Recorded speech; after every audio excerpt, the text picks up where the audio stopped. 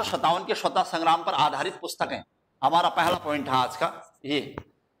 अब पुस्तकें और लेखक करके कई बार प्रश्न बना दिया है कि उनके लेखक कौन है। तो पहली पुस्तक the first war of Indian independence, the first war of Indian independence, DENCE, पहली पुस्तक है the first war of Indian independence, Bharat की आजादी का पहला स्वतंत्रता संघर्ष। और इसके जो लेखक हैं वो थे वीडी सावरकर, वीडी सावरकर। ठीक है, पहला प्रश्न बना हमारा। ज्यादा कुछ नहीं, टॉपिक पूरा लिखने वाला है, मतलब कि 1857 के स्वतंत्रता संग्राम पर सबसे पुस्तक मानी जाती है। भारत लौटने के बाद विनायक दामोदर सावरकर ने 1908-9 या कहीं 7-8 लिखता है, ये पुस्तक लिखी थी। और भारत के स्वतंत्रता संघर्ष था, इसको भारत का पहला स्वतंत्रता संघर्ष करार दिया था। और उन्होंने इस पुस्तक के माध्यम से ये कहा था कि ये जो 1857 का स्वतंत्रता संग्राम था एक सुनियोजित प्रयास था, भारतीयों के द्वारा अंग्रेजों के खिलाफ किया गया। इसमें क्या कहा गया था अभी पूछा है अभी, मतलब इस पुस्तक में वीडी सावरकर ने 1857 के स्वतंत्रता संग्राम को एक सुनियोजित प्रयास बताया है, भारतीयों द्वारा ब्रिटिश ईस्ट इंडिया कंपनी के खिलाफ किया गया जो। अच्छा, दूसरी पुस्तक 18 इसी नाम से पुस्तक है 7। दूसरी पुस्तक का नाम आ रहा है 1857। और चूंकि ये राष्ट्रीय पुस्तक थी, मतलब ये कहिए कि एसएन सेन को जब जिम्मेदारी इतिहासकार बनाया गया तो उन्होंने ये किताब लिखी है। तो इनका नाम मैं लिखूंगा यहां पर, एसएन सेन, समझ जाना। मैंने कई बार ये प्रश्न उठा दिया है कि 1857 के स्वतंत्रता संग्राम के समय राष्ट्रीय इतिहासकार किसे बनाया गया था, जिन्होंने ये किताब लिखी है, तो वो एसएन सेन जी हैं। उन्होंने इसे एक सैनिक विद्रोह करार दिया। अब ये चाहे ब्रिटिश ईस्ट इंडिया कंपनी के दबाव में कहा हो या कि खुद का उनका अपना डिसीजन हो, लेकिन उन्होंने इसे सैनिक विद्रोह कह दिया। सैनिक विद्रोह कहने वाले अधिकांश ब्रिटिश इतिहासकार हैं, यूरोपीय इतिहासकार थे। अच्छा, तीसरी पुस्तक का नाम, अच्छा टॉपिक माना जाता है और पुस्तकों के नाम पूछते हैं आजकल बहुत सारे। द ग्रेट रिवेलियन करके एक पुस्तक का नाम है, the great rebellion, REVELLION। Rebellion मतलब है गदर, विद्रोह। द ग्रेट रिवेलियन नाम से या रिवेलियन नाम से किसकी पुस्तक है करके पूछता है। इसे गदर कहते हैं, कहीं बगावत कहा है, कहीं विद्रोह कहा है। तो ये लिखने वाले हैं अशोक मेहता जी। चूंकि हमारा आज का टॉपिक ही छोटा सा है, अच्छा सा पूरा फैक्ट आधारित अशोक मेहता की पुस्तक है। 1857 के स्वतंत्रता संग्राम पर पुस्तक लिखने वाले अशोक मेहता जी, द ग्रेट रिवेलियन। उन्होंने इसे राष्ट्रीय विद्रोह माना, मतलब इन्होंने भी इसे राष्ट्रीय विद्रोह, मैंने राष्ट्रीय विद्रोह मानने वाले दो नाम लिखाए थे अगर आपको ध्यान है तो।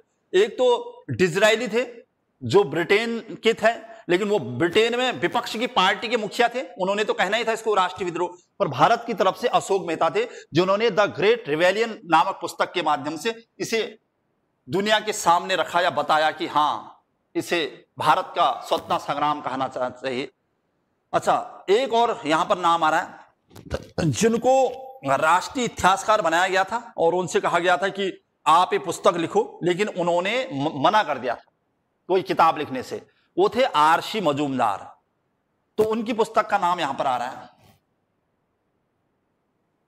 चौथी पुस्तक आ रही है द सिपाही, SEPOY, म्यूटिनी, MUTINY, म्यूटिनी यानी संघर्ष के लिए आ रहा है। सैनिक विद्रोह, the sepoy mutiny and the revolt of 1857, and the revolt of.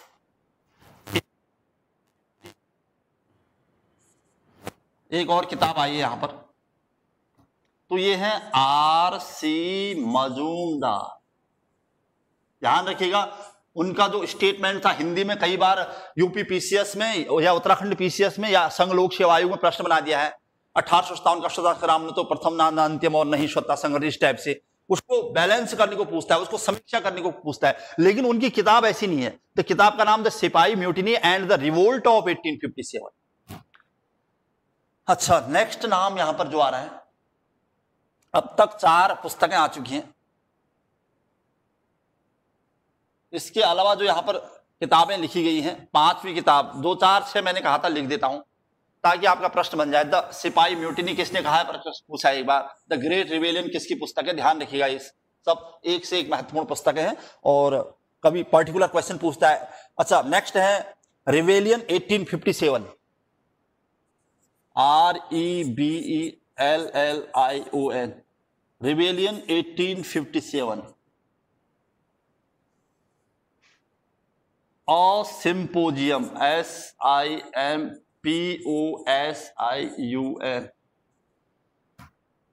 Next जो किताब का नाम है रिवेलियन 1857 और सिंपोजियम, ये है PC जोशी, जो कि मार्क्सवादी थे, उनकी किताब का नाम है PC जोशी। यहां पर रिबेलियन तो आ ही रहा है, रिबेलियन मतलब विद्रोह, आंदोलन। सिंपोजियम का मतलब है यहां पर एक संगोष्ठी के रूप में, यानी मिला जुला स्वरूप था, सबने संगठित तरीके से ये काम किया होगा। PC जोशी लिखते हैं। PC जोशी कामरेड के नाम से फेमस हैं और मार्क्सवादी विचारों को रखते थे, उन्होंने ये किताब लिखी है। अच्छा, नेक्स्ट नाम यहां पर आ रहा है, अब तक 5 पुस्तकें आ चुकी हैं इस पर बेस। अच्छा, इसके अलावा जो इस पर बुक लिखने वाले लोग हैं, अब भारत का कोई व्यक्ति, अब जैसे हमें लगता है यार भारत में राजनीति, जैसे महात्मा गांधी, नेहरू, इन लोगों ने भी कुछ न कुछ लिखना चाहिए इस पर, तो एक किताब लिखी है theories of the Indian mutiny करके, वो है शशि भूषण चौधरी की, THEORIES, theories of the Indian mutiny.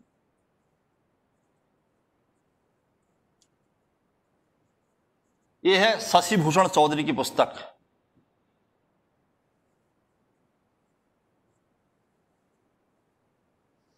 Shashi Bhushan Chaudhary, ये अगर मैच्ड कॉलम करके प्रश्न बनाता है तो अब आप कर सकते हैं। आपके पास काफी बुकें आ चुकी हैं, यहां पर 6 बुकें कम से कम आ चुकी हैं। अगर कोई और बुक फेमस होगी तो मैं उसका नाम भी लिख दूंगा। Theories of the Indian mutiny किसकी पुस्तक है, तो शशि भूषण चौधरी, जो 1857 के स्वतंत्रता संग्राम या कहीं न कहीं इस पर लिखी है। अब सबसे एक और महत्वपूर्ण नाम, क्योंकि हमने कहा था कि मुस्लिम सुधारकों द्वारा भी कहीं न कहीं 1857 के स्वतंत्रता संग्राम में योगदान दिया। कहीं पर तो ये लिखता है कि हिंदू मुस्लिम दोनों ने इसे संघर्ष करके लड़ा था। अबुल कलाम आजाद भी इस बात को लिखते हैं, उन्होंने भी लिखा था कि ये 1857 का स्वतंत्रता संग्राम एक राष्ट्रीय विद्रोह था, न कि धार्मिक, क्योंकि हिंदू और मुसलमानों ने दोनों ने इसको मिलकर लड़ा था। ठीक है, सही बात है, ये मिलकर लड़ा गया था। लेकिन बाद में, इसके बाद सर सैयद अहमद खान के अपने व्यक्तिगत विचारों में परिवर्तन आने लगा, ईस्ट इंडिया कंपनी के प्रभाव के परिणाम स्वरूप। वरना जन सामान्य ने इसे मिलकर ही लड़ा होगा, या हिंदू मुस्लिम जन सामान्य ने इसे मिलकर लड़ा।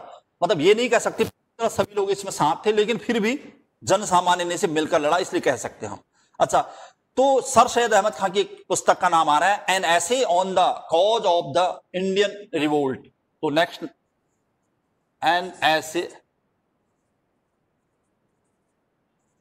On the cause of Indian revolt. Sir Syed Ahmad Khan ने भी कहीं न कहीं इसको सैनिक विद्रोही करार दिया था, और मतलब जैसे कंपनी ने कहा था या कंपनी के समर्थकों ने कहा था, तो उन्होंने भी इसे सैनिक विद्रोही कहा था। सर सैयद अहमद खान, ये देखिए जितनी भी पुस्तकें हमारे पास आई, अब तक 7 ऐसी बुक आ गई हमारे पास, ऐसी बुक्स आ गई जिन्होंने कहीं न कहीं 1857 के स्वतंत्रता संग्राम किताबें लिखी हैं। सर सैयद अहमद खान की बुक को भी आपको ध्यान रखना पड़ेगा, an essay on the causes या cause of Indian revolt, theories of Indian mutiny, Shashi Bhushan Chaudhary. जो सबसे ज्यादा हाईलाइट रही है यहाँ पर, the sepoy mutiny and the revolt of 1857, RC Majumdar ji की। और इसके अलावा जो राष्ट्रीय पुस्तक थी 1857, तो काफी अंतर है इनमें, आप SN सेन की। और जो सबसे ज्यादा हाईलाइट रही है, कहीं भी आपको मिल जाएगा ये पढ़ने को, the first war of Indian independence, VD Savarkar की। ये है वो 7 पुस्तकें जो 1857 के स्वतंत्रता संग्राम पर लिखी गई। बस आपको चाहे पर्टिकुलर किसी क्वेश्चन बुक का नाम दे दे या फिर मैच्ड कॉलम करके बुक और उनके राइटर का नाम दे दे तो भी आप प्रश्न बना लोगे। ठीक है, तो ये था हमारा उस फॉर्मेट का थर्ड पार्ट, जो मैंने 1857 के स्वतंत्रता संग्राम पर एक फॉर्मेट बनाया था कि सबसे पहले 1857 और भारत की स्थिति, तत्कालीन स्थिति। दूसरा, 1857 की क्रांति का स्वरूप क्या था, कि ये सैनिक विद्रोह था या सभ्यता बर्बरता के बीच का संघर्ष था। तीसरा, इस पर आधारित पुस्तक है। अब मेन पॉइंट है कि 1857 के विद्रोह का कारण, तो नेक्स्ट पॉइंट बना देता हूं यहीं पर, 1857 के विद्रोह का कारण, मतलब इसके कारण क्या थे, अंततः इतना बड़ा जो स्वतंत्रता संग्राम हो गया भारत में, इसके कारण क्या थे। अच्छा, कारणों के बारे में सोचा जाए तो अपने आप में बड़ा टॉपिक है। अब कारण कोई एक नहीं था, बहुत सारे कारण थे, लेकिन चूंकि ये टॉपिक मेंस का टॉपिक है, अभी तक तो 3 के 3 टॉपिक मैंने 1857 के स्वतंत्रता संग्राम को फॉर्मेट इसलिए बनाया क्योंकि जो पहले के 3 टॉपिक थे वो प्री बेस थे, मतलब यूपीएससी या राज्य लोक सेवा आयोग के प्री एग्जाम में जो क्वेश्चन बनते हैं।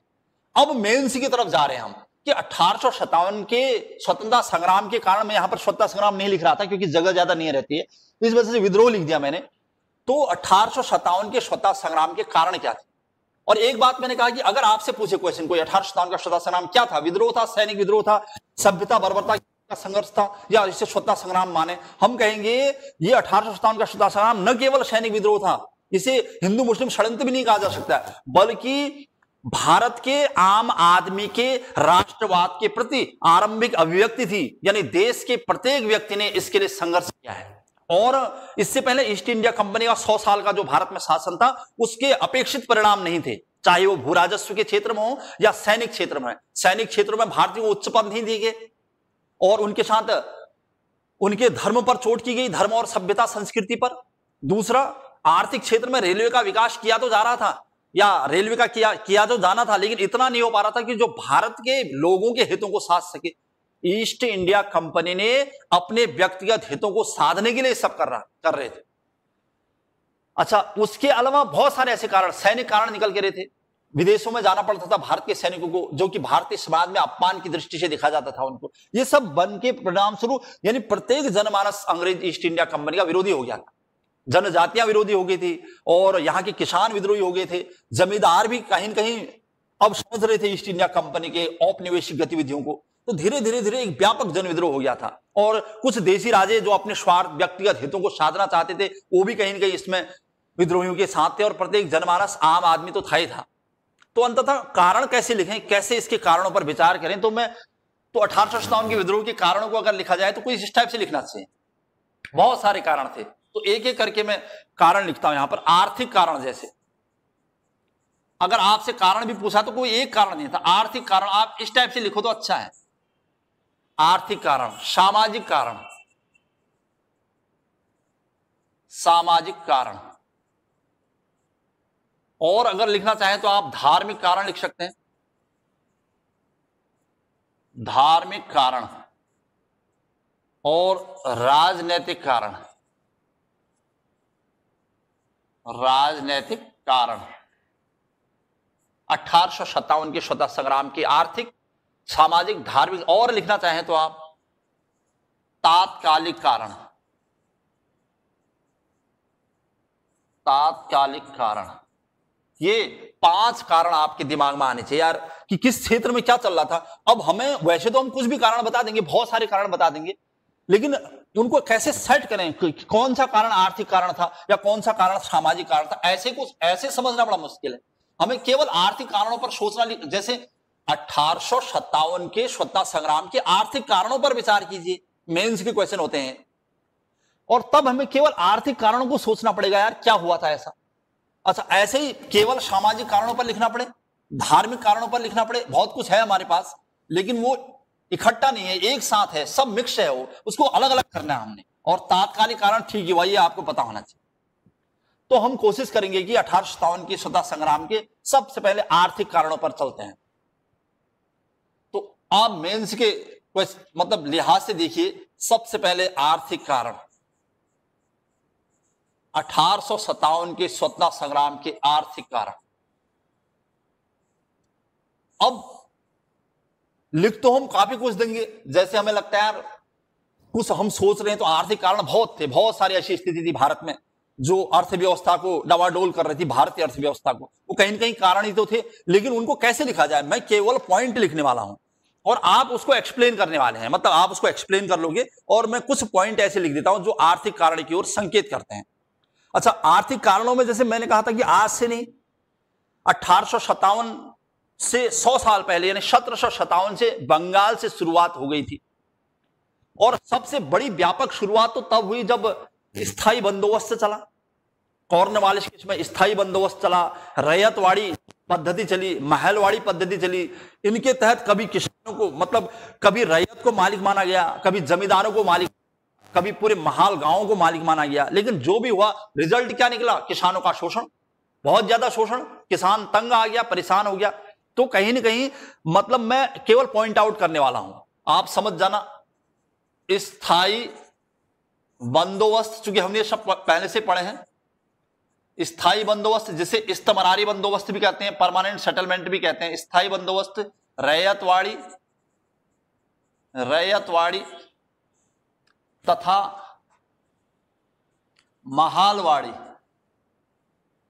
महालवाड़ी पद्धति भू राजस्व से संबंधित, मतलब अंग्रेजों को भारत से भू राजस्व वसूलना था, डायरेक्ट न वसूल के किसी के थ्रू वसूलना चाहते थे। तो इसलिए कभी उन्होंने महाल को केंद्र बनाया, कभी रैयत किसानों को और कभी जमींदारों को, जिनके थ्रू वो टैक्स वसूलना चाहते थे। और अधिक से अधिक शोषण हुआ, जमींदारों ने, शाहूकारों ने किसानों का शोषण किया।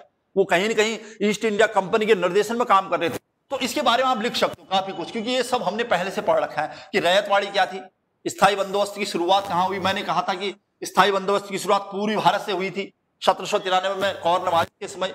वहां सूर्यास्त कानून था, कई परेशानियां थी, भू राजस्व वसूल का 90% कंपनी को देना पड़ता था, शेष 10% अपने पास रखना पड़ता था। मतलब उसके बाद क्या हुआ, क्या इसके परिणाम क्या हुए, वो सब आप लिख सकते हैं। ये आर्थिक कारण है, मतलब मैं यहां पर केवल पॉइंट आउट लिख रहा हूं। अच्छा, उसके अलावा जो भारत के छोटे मोटे लघु उद्योग थे या भारत के अपने कुटीर उद्योग थे, वो सब नष्ट हो गए। उद्योग धंधों का चौपट हो गया, बड़े बड़े उद्योग लगे, औद्योगिकरण हो गया। तो खासकर भारतीय उद्योग धंधों का नष्ट हो जाना, भारतीय उद्योग धंधों का नष्ट हो जाना, क्योंकि अब बड़े उद्योग आने लगे। ईस्ट इंडिया कंपनी और यूरोप में औद्योगिकरण हो रहा था। औद्योगिकरण के परिणाम स्वरूप बड़ी बड़ी मशीनें आ चुकी थी, हजारों लोगों का काम एक मशीन कर देती थी। और भारत से कच्चा माल जाता था यूरोप में, वहीं से वो चीजें बन के सूती वस्त्र के रूप में भारत आ रही थी। तो मतलब हमें नुकसान हो रहा था, हमारे छोटे मोटे उद्योग धंधे नष्ट हो रहे थे जो भारत के अपने थे। तो ये कहीं ना कहीं आर्थिक कारण था। अच्छा, इसके अलावा धन का निष्कासन सिद्धांत के बारे में आपने सुना होगा, ड्रेन थ्योरी के नाम से भी इसे कहीं पर लिखता है।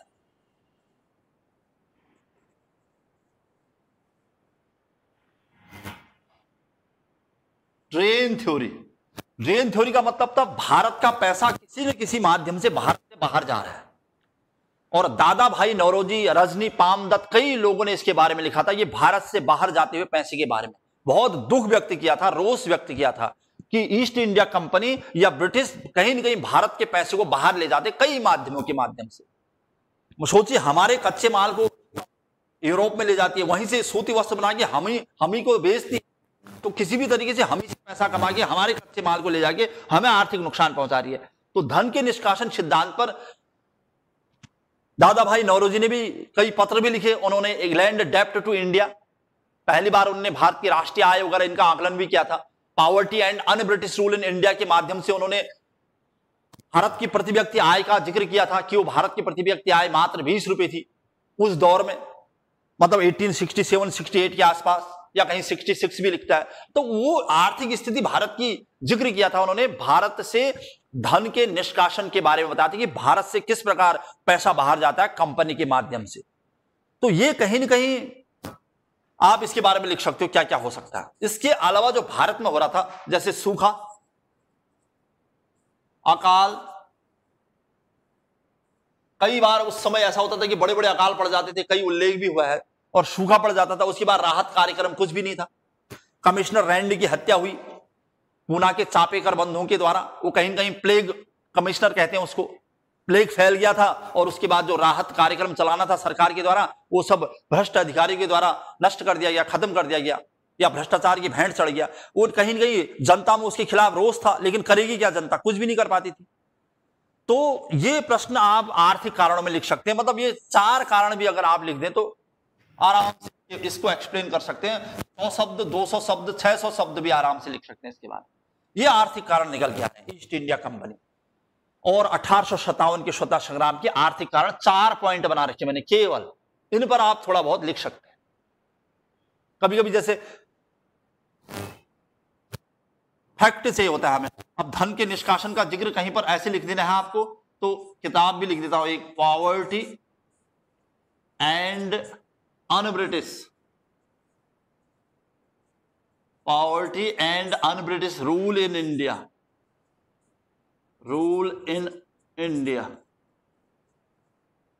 भारत में जो अन ब्रिटिश रूल चल रहा है उसके बारे में ये दादा भाई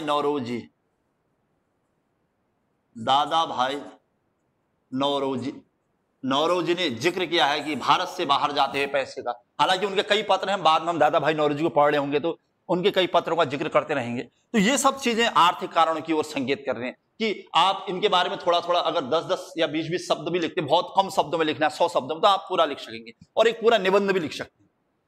अच्छा, इसके अलावा जो हमने कारण लिखे हैं, हमने लिखा है कि आर्थिक कारण, सामाजिक कारण, समाज में क्या स्थिति थी। आपको ध्यान होगा कंपनी के लोग अपने को सर्वश्रेष्ठ समझते थे, सबसे उच्च जाति के समझते थे। तो मैं एक आध जिक्र करता हूं सामाजिक कारणों पर। सामाजिक कारण, समाज में ईस्ट इंडिया कंपनी अपने को सर्वश्रेष्ठ समझती थी, बात ये हो रही थी। और भारत के लोगों को काले लोग कहा जाता था, काले और गोरे का काफी डिफरेंस हो गया था। अंग्रेज उच्च जाति के समझते थे अपने आप को, अंग्रेजों को उच्च जाति,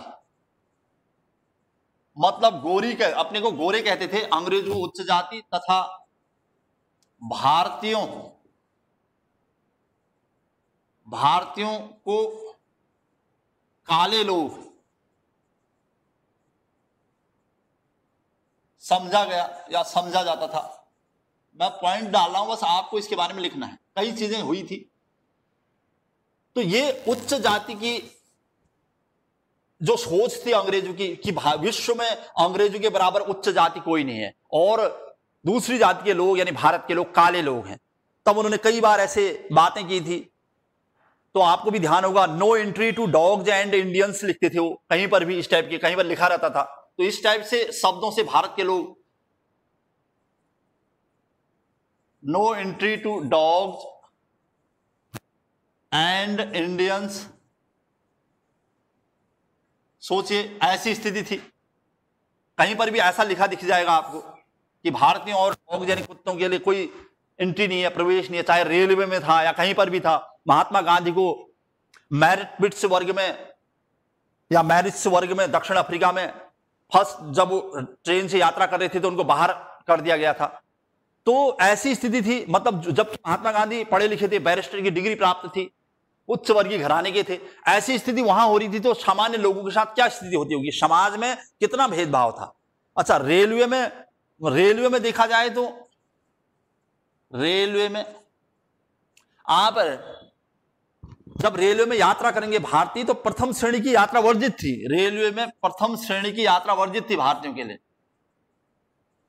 वो तभी गांधी के साथ वैसा हुआ होगा, प्रथम श्रेणी की यात्रा वर्जित। जो सामान्य बातें थी, समाज में क्या हो रहा था वो वाली बात बता रहा हूं मैं।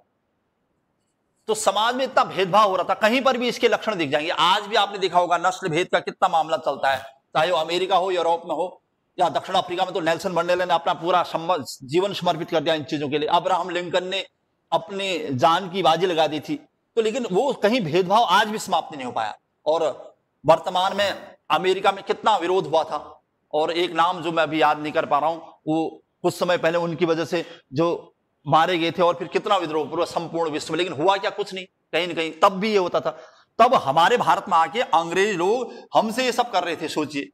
तो इस टाइप की बातें कहीं पर भी लिखा रहना भारतीयों के लिए, भारतीयों के आत्मसम्मान के लिए बहुत बड़ा धक्का था। अच्छा, महिलाओं का अपमान होता था खुलेआम, कुछ नहीं कर सकते थे। ये सामाजिक कारणों में आ रहे हैं, महिलाओं का अपमान।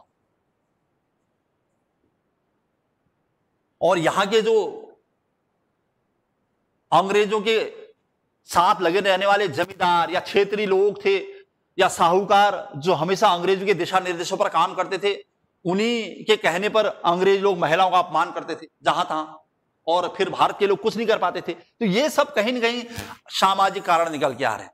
तो हमने 4 सामाजिक कारणों को लिखा, उसके बारे में आप 50-100 शब्दों में आराम से लिख सकते। अच्छा, इसके अलावा जो हमने यहां पर 4-4 पॉइंट दे रहे हैं हम सबके बारे में, धार्मिक कारणों का जिक्र करने वाले हैं हम लोग कि 1857 के ऐसे क्या धार्मिक कारण थे जिनकी वजह से क्रांति हुई। तो मैं ऐसे ही पॉइंट करूंगा धार्मिक कारणों पर भी। तीसरा था हमारा धार्मिक कारण कि 1857 के ऐसे क्या धार्मिक कारण थे। आपको ध्यान होगा भारत में सती प्रथा उन्मूलन हुआ, दास प्रथा हुई, विधवा विवाह पुनर्विवाह अधिनियम लाया गया, मतलब बहुत सारे ऐसे कानून लाए गए। इसमें ये ठीक थे, कोई नहीं, भविष्य की आवश्यकताओं के अनुकूल सही थे, लेकिन भारत के जो परंपरावादी सोच थी, यहां के लोग सोचते थे ये सब कंपनी कर रही है, कंपनी भारत की प्राचीन परंपराओं को समाप्त कर रही है।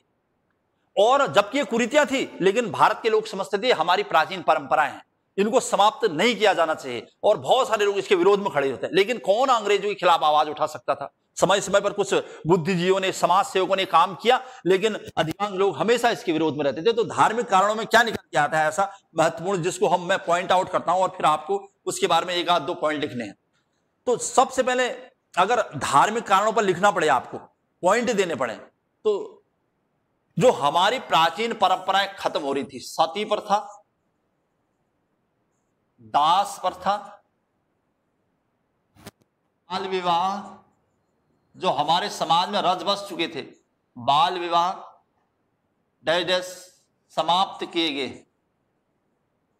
समाप्त करना मतलब ये ठीक है, हमें आज लग रहा है कि सब सही है, किया भी सही। उस समय लोग इसके विरोध में थे कि सती प्रथा समाप्त नहीं होनी चाहिए, क्यों? हमारी प्राचीन परंपरा है।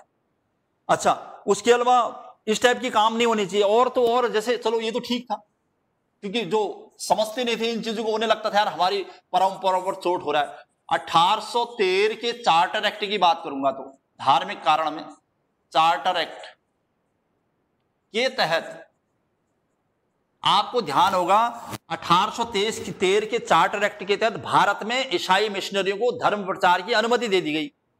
तो ईसाई मिशनरी ने खूब धर्म प्रचार किया। 1813 के चार्टर एक्ट के तहत ईसाई मिशनरियों को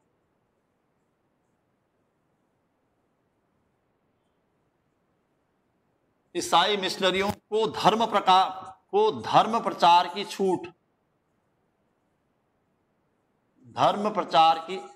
छूट मिल गई थी। अब उन्होंने कैसे इसका दुरुपयोग किया होगा समझ सकते हैं उस समय, क्योंकि तत्कालीन समाज इतना जागरूक नहीं था, और क्या स्थिति रही होगी। तो धर्म प्रचार की छूट मिल रही भारत में 1813 के चार्टर एक्ट के तहत। प्रश्न वैसे भी पूछता अलग से, किस एक्ट के तहत भारत में ईसाई धर्म प्रचारकों को, हालांकि ये सब ईसाई मिशनरियां थी, ईसाई मिशनरी को भारत में धर्म प्रचार की छूट दी गई थी। तो इसका कैसे दुरुपयोग हुआ होगा? इन्होंने खुलेआम प्रचार प्रसार करना शुरू किया। अच्छा, मेजर एडवर्ड्स का स्टेटमेंट याद आ रहा है मुझे। मेजर एडवर्ड्स मतलब वो क्या समझते थे भारत के बारे में?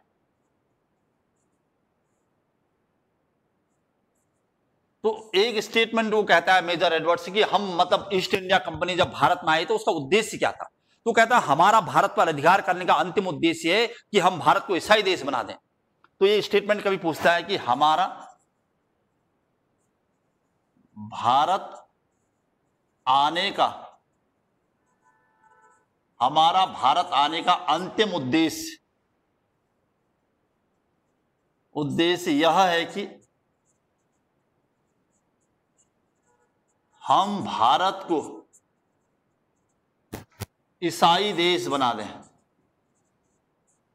हमारा भारत आने का अंतिम उद्देश्य है कि हम भारत को ईसाई देश बनाएं या ईसाई देश बना दें, ऐसी हालत थी। तो मतलब धर्म की बात बता रहा हूं, क्योंकि धर्म पर लिखना बहुत जरूरी है कि किस टाइप की बातें कही गई। मेजर एडवर्ड्स का स्टेटमेंट है, तो इससे आप अनुमान लगा सकते हैं कि क्या क्या चल रहा था। 1813 के चार्टर एक्ट के तहत खुलेआम धर्म प्रचार की छूट मिली ईसाई मिशनरी को, उन्होंने इसका दुरुपयोग करना शुरू कर दिया। और कहीं ना कहीं इस टाइप की स्टेटमेंट से लग ही रहा है कि वो किस प्रकार धर्म प्रचार की। और दूसरा, अगर ये कुप्रथाएं समाप्त भी कर रहे थे तो अधिकांश लोग उसको गलत समझते थे, ये कुप्रथाएं समाप्त नहीं होनी चाहिए, हमारी प्राचीन परंपराएं। और सबसे बड़ी बात, धार्मिक अयोग्यता कानून लाया गया था 1850। ये प्रश्न पूछता कभी कभी, धार्मिक अयोग्यता कानून 1850, धार्मिक अयोग्यता कानून 1850 टाइम पीरियड होगा लॉर्ड डलहौजी का। अलग से प्रश्न भी पूछा जा चुका है, धार्मिक अयोग्यता कानून किसके समय आया है, तो प्रश्न क्या था, अब उस पर काम करने वाले हम लोग। धार्मिक अयोग्यता कानून का मतलब क्या था या इसमें क्या होता था। आपको ध्यान होगा हमारे वहां स्वामी दयानंद सरस्वती ने भी शुद्धि आंदोलन चलाया था। किसी ने अपना धर्म परिवर्तन कर दिया है गलती से या करा दिया गया है, तो वो चाहे तो पुनः अपने धर्म में वापस लौट सकता है। मतलब शुद्धि आंदोलन था, आज भी चलता है, घर लौटो घर वापसी, इस टाइप के आंदोलन। उस समय ये होता था कि जैसे बहुत सारे लोगों को धर्म प्रचार या उनका धर्म बदल के दूसरे धर्म परिवर्तित कर दिया जाता था। जैसे हिंदू को क्रिश्चियन ईसाई बना दिया, या मुसलमानों को क्रिश्चियन बना दिया गया, या हिंदू को मुसलमान बना दिया गया। तो उसमें क्या होता था, जब आप अपना धर्म परिवर्तित कर लेते हो तो आपको अपनी पैतृक संपत्ति से हाथ धोना पड़ेगा। लेकिन अंग्रेजों को लगता था कि अगर कोई हिंदू अपना धर्म परिवर्तित करके वो ईसाई बनता है, तो अगर उसकी पैतृक संपत्ति चली जाती है तो वो डरता है, यार मेरी तो पैतृक संपत्ति चली जाएगी, मैं धर्म परिवर्तन नहीं करूंगा। तो अधिकांश हिंदू या कोई भी मुस्लिम धर्म परिवर्तन इसलिए भी नहीं करते थे, यार अगर उनको धर्म परिवर्तित किया तो उनको पैतृक संपत्ति से हाथ धोना ही पड़ेगा, इसलिए वो नहीं करते थे। कंपनी को लगता था यार ऐसी कोई इस टाइप का कोई अगर कॉन्सेप्ट न हो कि उनको अपनी पैतृक संपत्ति से हाथ भी नहीं धोना पड़े और वो अपना धर्म परिवर्तन भी कर दें, तो इसके लिए कानून बनाया गया, धार्मिक अयोग्यता कानून 1850 डलहौजी के समय। इसमें कहा गया कि अगर कोई व्यक्ति अपना धर्म परिवर्तित करता भी है तो भी उसे पैतृक संपत्ति से वंचित नहीं किया जाएगा। तो महत्वपूर्ण प्रश्न है ये, किसके समय, तो डलहौजी के समय। धर्म इसमें क्या था, मतलब मेन बात है, धर्म परिवर्तन के बावजूद भी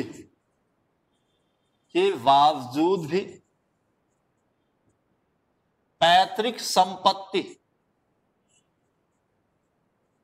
धर्म परिवर्तन के बावजूद भी पैतृक संपत्ति से वंचित नहीं किया जाएगा, से वंचित नहीं किया जाएगा। अब सोचिए ये कंपनी की चाल थी, नहीं किया जाएगा, ये कह दिया गया। अब ये भी खतरा नहीं, आराम से आप धर्म परिवर्तन कर सकते हो, ईसाई मिशनरियां लगी हुई हैं ये सब कराने के लिए। और कितने लोगों ने न जाने धर्म परिवर्तन किया, तो उनको पैतृक संपत्ति से वंचित नहीं किया जाएगा, कोई खतरा नहीं रहा, आराम से कर सकते हो। तो अनुमान लगा सकते हो कि धार्मिक अयोग्यता अधिनियम 1850 का भी कितना उल्लंघन रहा होगा। तो ये थे कुछ कारण, में चार कारण लिखते जा रहा हूं, लगभग जो मेन थे। तो ये महत्वपूर्ण कारण निकल के आए हैं धार्मिक कारणों में। तो ये ध्यान रखना, धार्मिक अयोग्यता कानून 1850 करके अलग से पूछा जा चुका है। एक ये मेजर एडवर्ड्स का स्टेटमेंट भी पूछता है कभी कभी। एक जो हमारे कारण ये पूछता है कभी धन का निष्कासन किस पत्र में है, तो poverty and un-British rule in India में। तो खैर हम पहुंच रखे हैं आर्थिक, सामाजिक, धार्मिक, राजनीतिक कारणों की ओर चलते हैं। क्या थे राजनीतिक कारण, एक दो कारण राजनीतिक कारणों में चलते हैं। अच्छा, राजनीतिक कारण कहां पर पता चल रहा था, देखते हैं। राजनीतिक,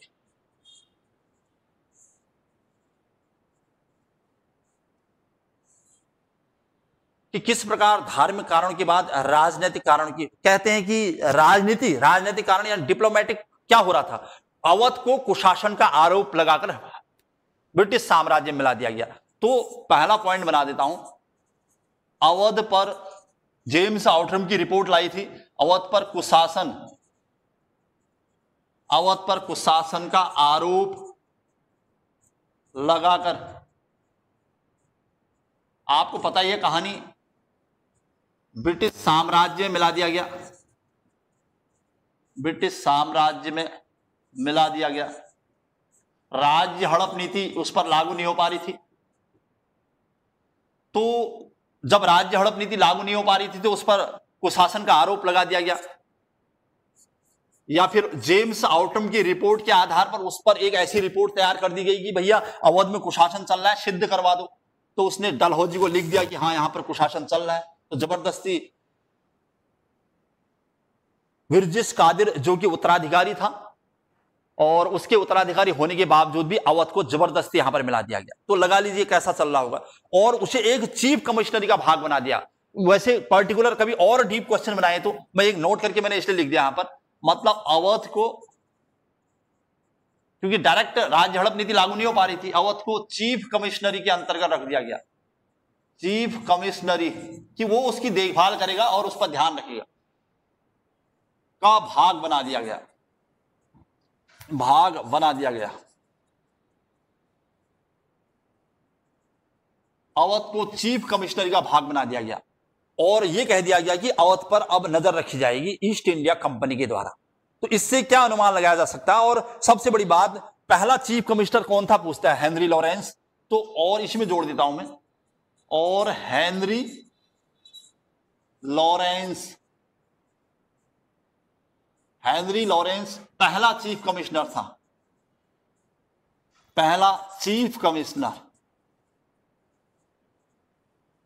हेनरी लॉरेंस पहला चीफ कमिश्नर था। प्रश्न महत्वपूर्ण है, पहला चीफ कमिश्नर कौन था अवध का, या ध्यान रखिएगा अवध को कमिश्नरी का पार्ट बना दिया गया, चीफ कमिश्नरी का। मतलब डायरेक्ट मिलाना ठीक नहीं लग रहा था, इसलिए इस वजह से चीफ कमिश्नरी का पार्ट कर दिया गया। और लेकिन लक्ष्य था कि कैसे न कैसे कुशासन के आरोप के द्वारा अवध को भारत में, सॉरी ईस्ट इंडिया कंपनी में विलय कर देना, क्योंकि अवध को दुधारू गाय कहा जाता था, मैंने कहा आपको। और अवध इतना उपजाऊ क्षेत्र था कि हर क्षेत्र में, चाहे सैनिकों के क्षेत्र में और चाहे अर्थव्यवस्था के क्षेत्र में, तो काफी उपजाऊ क्षेत्र था। तो दूसरा पॉइंट बना देता हूं, डलहौजी, और क्या कारण होंगे, डलहौजी की राज्य हड़प नीति, डलहौजी की राज्य हड़प नीति, ये मैंने आपको पढ़ा लिया था पहले से, डॉक्ट्राइन ऑफ लैप्स या गोद निषेध संधि। जिस राजा का कोई लीगल उत्तराधिकारी नहीं है उसके राज्य को कंपनी ले लेगी, हड़प ले लेगी। तो राज्य हड़प नीति के तहत मैंने कहा था शतारा, शजैबा, उधाना, यानी बहुत सारे राज्य को मिला दिया था शता। तो उसमें मैंने एक फॉर्मूला भी बताया था, इसके तहत मैं याद दिला देता हूं बस, शजैबा, उधाना, मतलब आपको अगर एक बार ध्यान भी रखोगे तो आ जाएगा। तो डलहौजी की राज्य हड़प नीति के सबसे पहले शतारा को मिलाया गया था, फिर जैतपुर और शमलपुर, फिर बाघाट, फिर उदयपुर, फिर झांसी, नागपुर, इन राज्यों को मिला दिया गया था। और जिस पर राज्य हड़प नीति लागू नहीं हुई वो अवध था, तो अवध पर कुशासन का आरोप लगा दिया गया। ये सब कहीं ना कहीं राजनीतिक कारण निकल के आ रहे थे। अच्छा, इसके अलावा जो बहुत ज्यादा अत्याचार हो रहा था जहां, वो था मुगल बादशाह। मुगल बादशाह कमजोर हो गया था, मुगल बादशाह से अधिकार छोड़ने को कहा गया, अधिकार छोड़ने को कहा गया।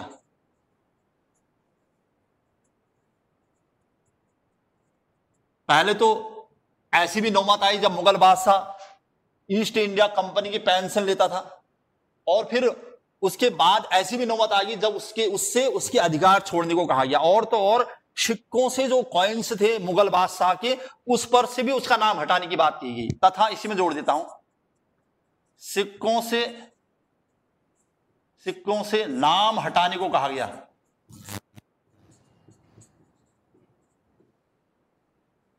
मतलब मुगल बादशाह से कहा गया कि भैया अपना अधिकार छोड़ दे अब दिल्ली से, और अपने सिक्कों पर से नाम हटा ले, क्योंकि भारत में अब ईस्ट इंडिया कंपनी का बोलबाला हो चुका है। अनुमान लगाया जा सकता है कि जो यहां पर भारत का राजा था उस समय, पूरे भारत के संदर्भ में उसका इतना जन समूह होने के बाद भी उसके साथ साथ कंपनी का कितना व्यापक दबाव था उस पर, तो उससे सिक्कों से नाम हटाने को कहा गया। और तो और कहते हैं कि उससे अपनी बादशाह छोड़ने को कहा गया। ऑकलैंड ने तो बादशाह से अपने अधिकार छोड़ने को, ये लॉर्ड ऑकलैंड ने कहा था कि वो अपने अधिकार छोड़ दे। और फिर सिक्कों पर अपना नाम हटाने को का ऐसी नौबत लॉर्ड डलहौजी के समय आ गई थी, और डलहौजी ने उसे सिक्कों पर से अपना नाम हटाने को कह दिया। इसके अलावा और देखेंगे तो क्या क्या चल रहा था धार्मिक राजनीतिक कारणों में। एक है इनाम कमीशन, डलहौजी के समय आया था इनाम कमीशन, और उस समय मैंने जिक्र भी किया था इनाम कमीशन क्या था। ऐसी जागीरें थी जहां से राजस्व नहीं आ रहा था, ऐसे बहुत सारे ऐसे जागीरदार या शाहूकार थे जो जागीरदार शाहूकार तो थे, टैक्स वसूलते थे लेकिन कंपनी को नहीं देते थे। गुमनाम जागीरें थी जिनका कोई भू राजस्व वसूल के कंपनी के पास नहीं आ रहा था, तो इनाम कमीशन लाया गया और कहा गया कि इस इनाम कमीशन के तहत सारे जागीरों का पता लगाया जाए कि कौन सी वो जागीरें हैं जहां से कुछ नहीं आ रहा है। तो जमींदारों जागीरदारों की जांच के लिए था, वैसे देखा जाए तो जमींदारों जागीरदारों की जांच हेतु, जागीरदारों की जांच हेतु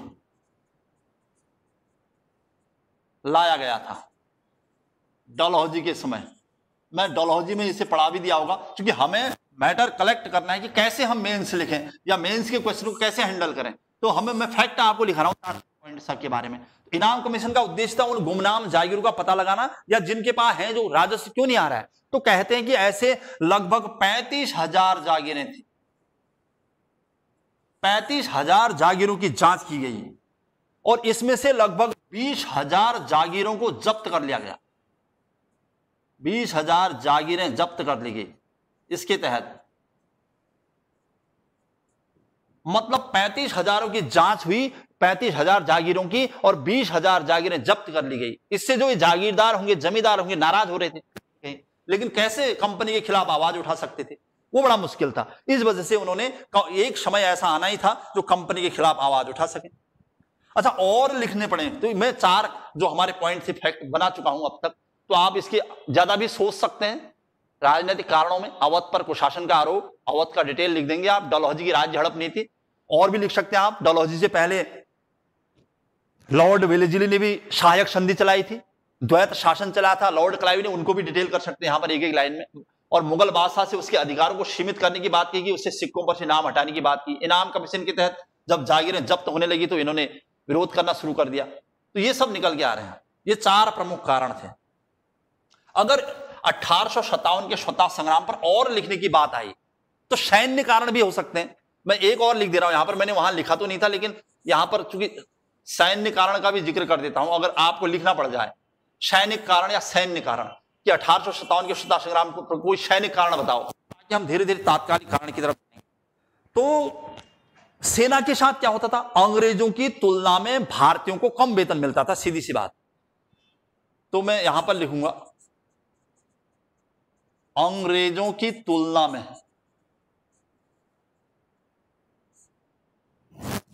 कम वेतन। समझ जाना ज्यादा आप, एक सबसे बड़ा कारण था। लेकिन कोई भारतीय इसका विरोध कैसे करेगा, कुछ नहीं चल रहा था, बस ब्रिटिश भारतीय सेना में बहुत सारे भारतीय सैनिक थे। अच्छा, समुद्र पार जाना अनिवार्य कर दिया था सैनिकों को, समुद्र पार जाना यानी विदेश जाना अनिवार्य कर दिया गया।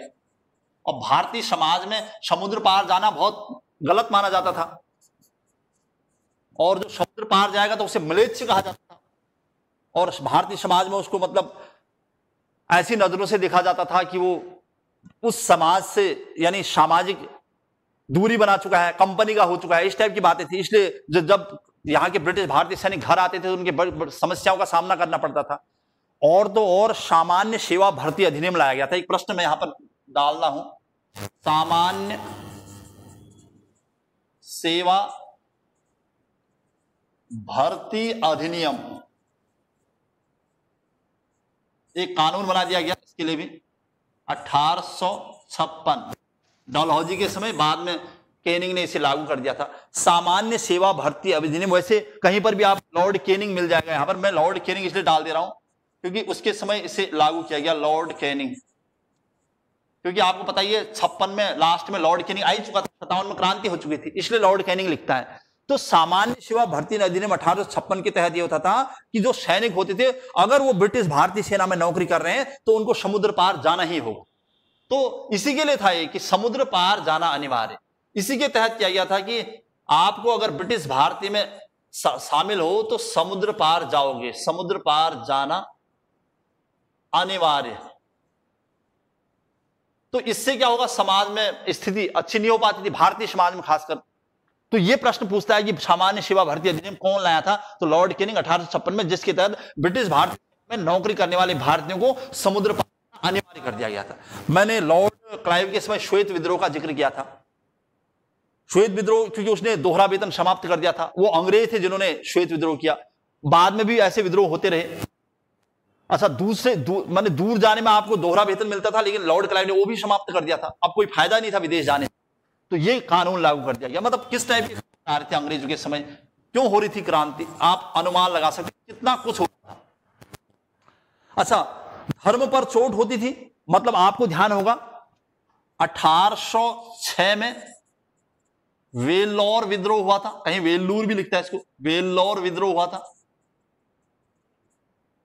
और मैंने कहा था कि उस समय लॉर्ड विलियम बेंटिक था, उसने भारतीय जाति सूचक चिन्हों का प्रयोग करने से मना कर दिया था सेना को, कि कोई भी भारतीय मतलब जाति सूचक चिन्हों का प्रयोग नहीं करेगा अगर वो नौकरी करता है सेना में।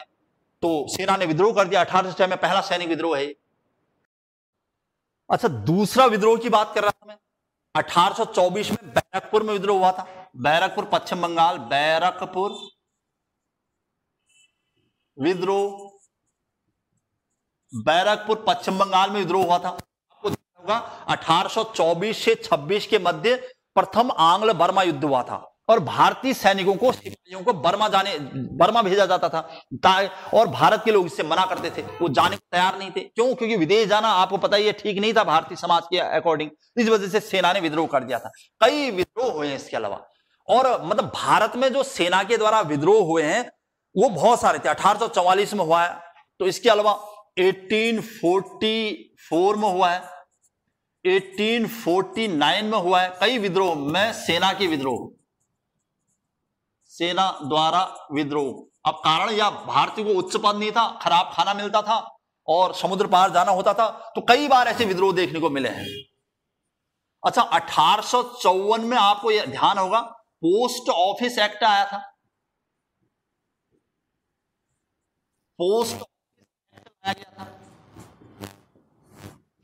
पोस्ट ऑफिस एक्ट क्या था कि इसके तहत यह कर दिया गया कि जो सेना में काम करने वाले लोग हैं, यानी सैनिक हैं, भारतीय सैनिक, जो ब्रिटिश भारतीय सैनिक हैं, उनको निःशुल्क डाक सुविधा समाप्त की गई। उनकी निःशुल्क डाक सुविधा समाप्त कर दी गई। आज तक तो ब्रिटिश भारतीय सेना में कहीं भी अगर वो घर अपना चिट्ठी या पत्र भेजना चाहते हैं तो निःशुल्क रहता था। अब वो निःशुल्क डाक सुविधा समाप्त कर दी गई, यानी 10 पैसे पर या 10 पैसे के डाक टिकट पर आप भारत में कहीं भी डाक भेज सकते थे, ऐसा नियम बना दिया था। उस समय 10 पैसे की बहुत ज्यादा वैल्यू थी भारतीय सेना में, और ब्रिटिश भारतीय सैनिक थे। तो ये सब कारण निकल के आ रहे हैं, कहीं न कहीं ये सैनिक कारण है। तो अब हमारे पास 5 कारण निकल के आ गए। तो मैंने जो टॉपिक बनाया था महत्वपूर्ण कारणों में, ये 5 कारण, ये मेंस का टॉपिक है। आपको अलग अलग कारण पूछे तो भी आप लिख दोगे, अगर सब कारण एक साथ लिखे तो भी आप लिख सकते हो। ये थे 1857 के विद्रोह के प्रमुख कारणों में। हमने एक सैनिक कारण नहीं लिखा था, तो मैं यहां पर सैनिक कारण भी लिख देता हूं, या सैन्य कारण भी लिख देता हूं। सैन्य कारण हमने इसको भी डिस्कस कर लिया, और अब हमारे पास केवल तात्कालिक कारण बच गया। अब सोचिए, ये सब कुछ हो रहा था भारतीय सेना में भी, अर्थव्यवस्था में भी, धर्म में, और फिर समाज में, या फिर सेना में, जो भी इतना सब कुछ हो रहा था, सहन किया जा रहा था कई सालों से। और ईस्ट इंडिया कंपनी को भारत में रहते थे बहुत साल हो गए। ये सब सहन करने के बावजूद भी जब अच्छा नहीं देखा गया, तब जाके 1857 का स्वतंत्रता संग्राम हुआ है। और तात्कालिक कारण की बात कर रहा था मैं, यह है 5वां तात्कालिक कारण।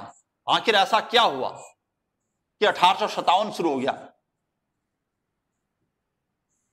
1857 के स्वतंत्रता संग्राम का तात्कालिक कारण पूछे तो फिर प्रश्न अलग है। तो तात्कालिक कारण हर बुक में आपको अलग अलग तरीके से प्रेजेंट किया गया है, लेकिन हम जानते हैं कि 1857 के स्वतंत्रता संग्राम का जो कारण निकल के आ रहा है, एक लंबी प्रक्रिया थी। इस सब के खिलाफ सबके दिमाग में विद्रोह का भाव तो था, लेकिन इसको कौन करेगा? तात्कालिक कारण। और कहते हैं कि 1857 और उसके आसपास भारतीय ब्रिटिश सेना में नौकरी करने वाले भारतीयों को एक विशेष प्रकार की राइफल दी जाने लगी। कहते हैं कि ब्राउन बेस के स्थान पर एनफील्ड राइफल्स का प्रयोग होने लगा, जिसमें गाय और सूअर की चर्बी भरी होती थी, और उसको चलाने से पहले मुंह से काटना पड़ता था, जो हिंदू और मुसलमानों के धर्म पर चोट थी। लेकिन इसके खिलाफ भी प्रतिक्रिया करना मुश्किल था। तो प्रश्न पूछता है कि तात्कालिक कारण क्या था। तो मैं इसको लिख देता हूं सीधा, ब्राउन बेस के स्थान पर एनफील्ड राइफल्स, ब्राउन बेस के स्थान पर एनफील्ड राइफल्स का प्रयोग हो रहा था।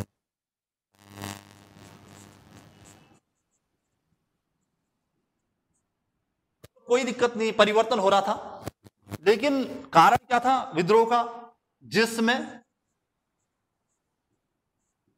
गाय और सूअर की चर्बी, जिसमें गाय और सूअर की चर्बी का प्रयोग हुआ था।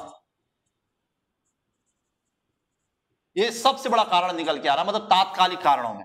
अब गाय और सूअर हिंदू मुस्लिमों का प्रतीक चिन्ह था, आपको पता ही है। अब जब ये एनफील्ड राइफल्स चलाई जाती थी तो इसको मुंह से काटना पड़ता था इसको चलाने से पहले, जिसे चलाने से पहले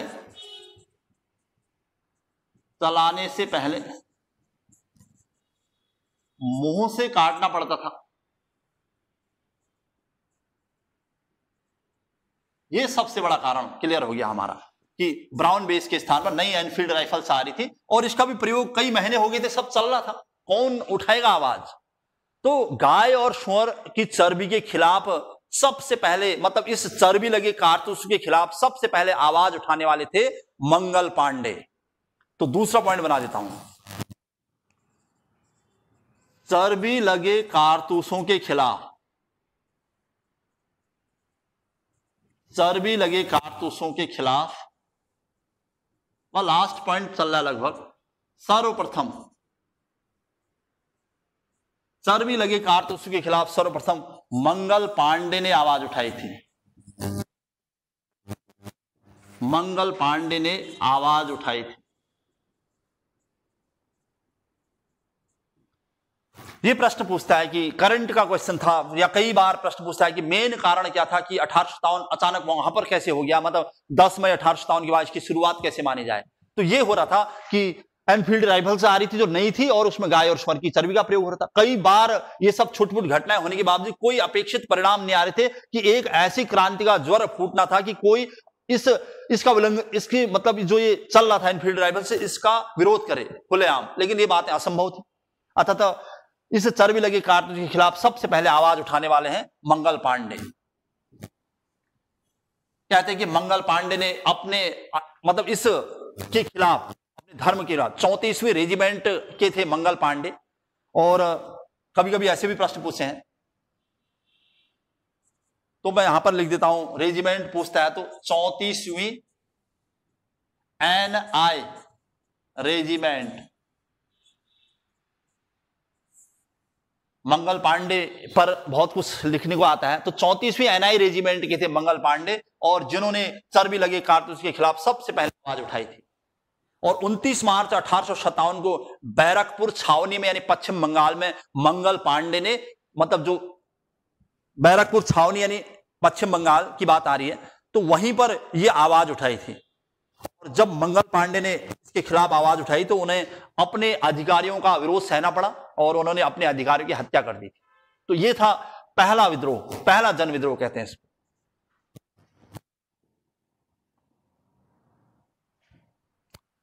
बस हमने तात्कालिक कारणों पर विचार करना था। कल हम इस कहानी को आगे बढ़ाने वाले हैं कि जब उन्होंने आवाज उठाई तो क्या हुआ, और उसके बाद उनको फांसी हुई, और उसके बाद फिर उसकी प्रतिक्रिया कहां हुई, मेरठ में हुई, बरेली में हुई, पूरे भारत में होने लगी। धीरे धीरे सेना ने विद्रोह करना शुरू कर दिया छोट-मोट, और अंततः मेरठ से 10 मई 1857 को इस क्रांति की वास्तविक शुरुआत हो गई। और फिर धीरे धीरे संपूर्ण भारत में क्रांति का प्रचार प्रसार होने लगा।